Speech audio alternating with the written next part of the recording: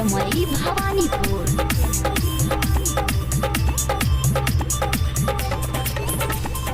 गबाना करा के सैया घर ले अहिले हे रात भर से जिया के महा जाऊ ठोहिले।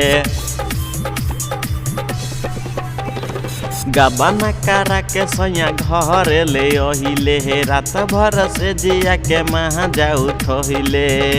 आ दहरद दिहले कमर में पोरे पोर टूटला।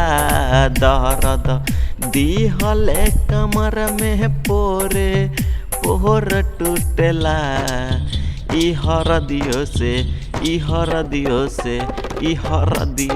दर्द न कम होखेला। ई हरदियो से दर्द न कम होखेला।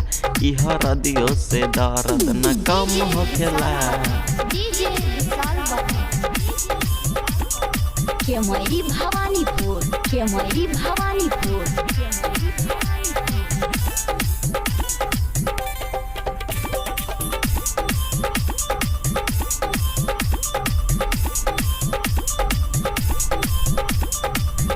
ना जाने कहिया से रहे खखुआई।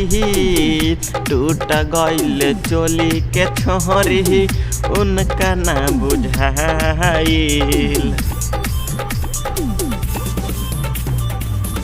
ना जाने कहिया से रहे खखुआई। टूट गइल चोली के छोरी उनका ना बुझाइल। रात भर दिहले मुआई दर्द जोर होखेला। रात भर दिहले मुआई दर्द जोर होखेला। ई हरदियो से दर्द न कम होखेला। ई हरदियो से दर्द न कम होखेला। ई हरदियो से दर्द न कम होखेला।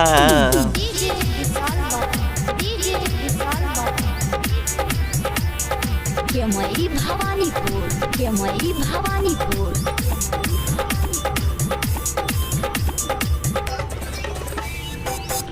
बबल दीवाना सोहिया बतिया के महानी। सहल न जहात बाहरे रउआ कुछ न जहानी। बबल दीवाना सोहिया बतिया के मानी। सहल न जहात बाई रहुआ कुछ न जहानी। राहिटर नीतीश दीपक नहीं बात मानेला।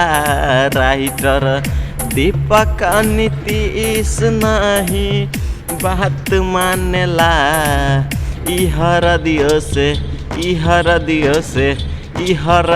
से दर्द न कम होखेला।